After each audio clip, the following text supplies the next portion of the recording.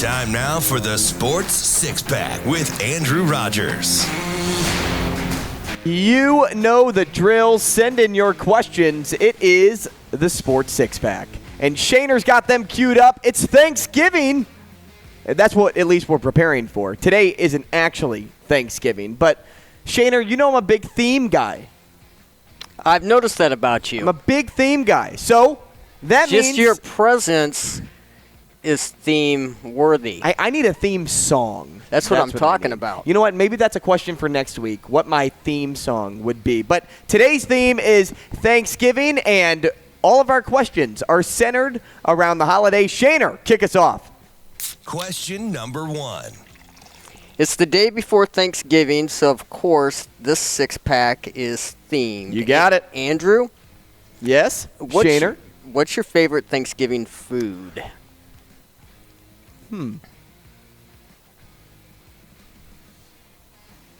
Mashed potatoes and gravy. Mashed potatoes and gravy. That'd be my favorite. And what type of gravy?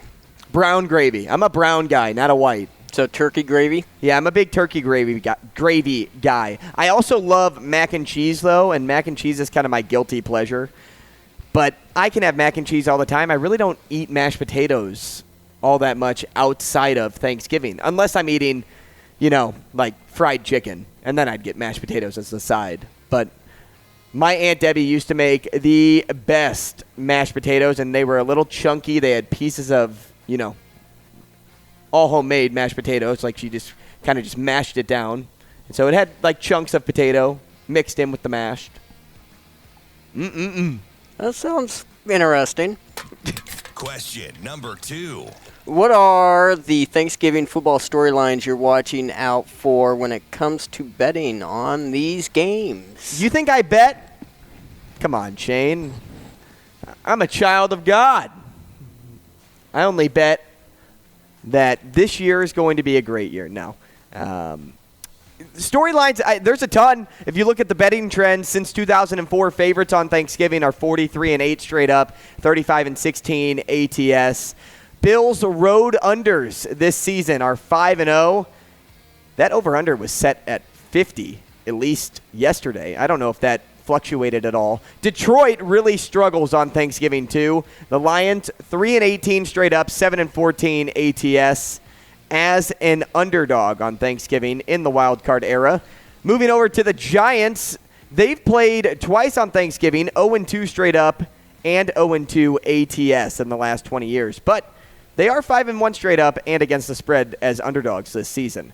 Dallas, the team they're playing, 1-10 against the spread in their last 11 Thanksgiving games.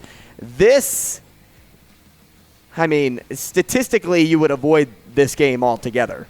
But I would take Dallas still against the Giants. The Giants got humbled last week, but the Giants could also just put their foot down on a team that just put their foot on the neck of the Minnesota Vikings. Like on the turkey neck? On the turkey neck. And then Vikings, of course, are the night game.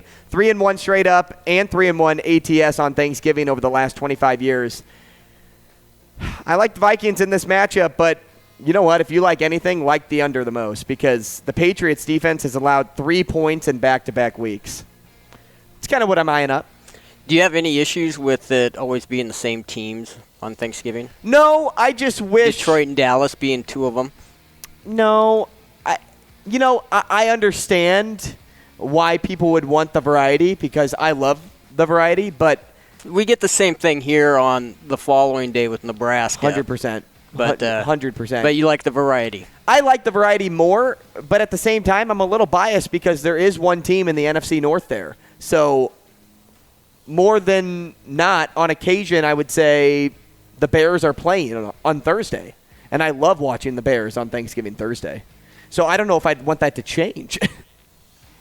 That's a little bias of you. It is biased. Question number 3. LSU jumped to 5 in the college football playoff rankings. Does Georgia gobbled them up through killing their chances at making the playoff? I love what you did there, Shaner. Gobble them up. Gobble, gobble, gobble. I think Georgia gobbles them up. Georgia is, and we've said it a lot, I'll say it again, They are one step ahead of every other college football team in the college football playoff race. They are the best team in football. There's no doubt in my mind that they're winning the national championship this year. You look at their team up and down and you say, wow, that is going to be my homecoming date. If I was a high school kid, I'm like, I want Georgia. I don't want Ohio State. I don't want Michigan. I don't want TCU. I want Georgia because they are the most popular girl in school. And they're the most popular team in college football. I think they win this game by double digits. Wow, really? Mm-hmm. I do. Let me look at the line really fast because I'd love to know if that's what they're favored by or if I may be shooting a little high whenever that comes. I don't know if the line is officially out yet because that game's happening in 2 weeks. You care if I crack another beer while you do that? No, go ahead. Crack the beer.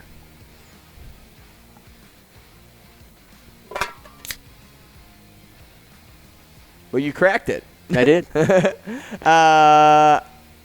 No line out just yet, but I think that game is won by double digits by Georgia. Oh, no, there it is. They are minus 15 in that game. That's a high line for a team that – or a high underdog line for a team that is 5th ranked in the country. Interesting. Plus 15. Wow. Question number 4. How much of a turkey trout do you expect this Nebraska-Iowa game to be? Well, turkey trots are all about running, so I think a lot of running's going to be done. Both offenses, I think. Well, no, let's not say both. I think Nebraska will throw a lot more and will actually be more of the epitome of a track meet whenever that term gets thrown around. They'll look for that big breakaway play. I don't think the game's going to be overly high scoring, which is more in line what a track meet means. But aside from that, in regards to running, I know Iowa's going to run the football a lot. And I think Nebraska needs to run the football well to be successful. I mean, just look at what Minnesota did last week to the Iowa defense, running for 300-plus yards. I'm not saying Anthony Grant's Mo Ibrahim, but if you can run the football effectively, I'm saying over 100 yards. Just get me over 100 yards, maybe 150 yards. Ooh, you give Nebraska a really good chance to win this football game. Question number 5. Anything you're eyeing up for Black Friday this year? No, not really. And you probably already got it. Yeah, I mean, because you can get the pre-sales, all that stuff. Yeah, online. I'm making a huge investment right now in my life in regards to looking to buy a house. So I'm not really looking for anything on Black Friday because I don't have the money to afford things on Black Friday this year. Eventually, you're going to need things for your house. Yeah, that is true, though. Like a toaster and I have all that, though, in the apartment. Washer, dryer. Yeah, we'll see if I can work out a deal to have that come with the house. Who knows? Nice. I'm gonna try to work some magic, but I got to save my money up for that. So I'm not eyeing up anything for Black Friday. If I was, I'd still be looking for the PS5. Are you a go at midnight type of guy? No. Gosh, no. I did, however, cover Black Friday back in Sioux City for the news. I woke up at 4 in the morning and went out and went to different lines of people. Like Best Buy or something? Yeah, because everybody was trying to get the PS5 last year. Everybody. So it was fun. I enjoyed that. Kind of, to a degree. Because then I had to cover the Nebraska-Iowa football game that year. And it wasn't last year, it was 2 years ago, and I was dog-tired by the time that football game rolled around. If it's something you haven't done, and if it's something you don't normally do, to do it once and to experience it once, to know what the experience is, as in you're going out that early, that's okay. Yeah. Just to do it once. Mm-hmm. I just covered it for work. Got paid to do it. You got paid to do it. Nice. Question number 6. What are you thankful for this year, Andrew? I'm thankful for you, Shane, and you laughing at that burp every time. No, I'm really thankful just for my family and everything my family has endured this year.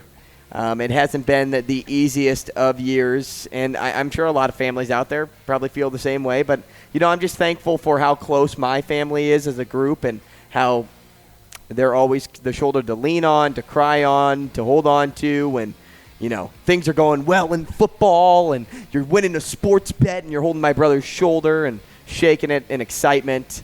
There's a lot to be thankful for. I'm thankful for a whole bunch of things in my life, but most importantly, I'd probably say I'm thankful for my family and everything that we've gone through as of late. Oh, nice. Thanks, very, dude. very well said. And I'd be even more thankful if Nebraska could spoil Iowa's season. Would you pardon either team? Like the U.S. president pardons the turkey? Good work. Feeling tipsy yet? Catch more of Andrew Rogers from 7 to 9 in the morning on Hail Varsity Radio.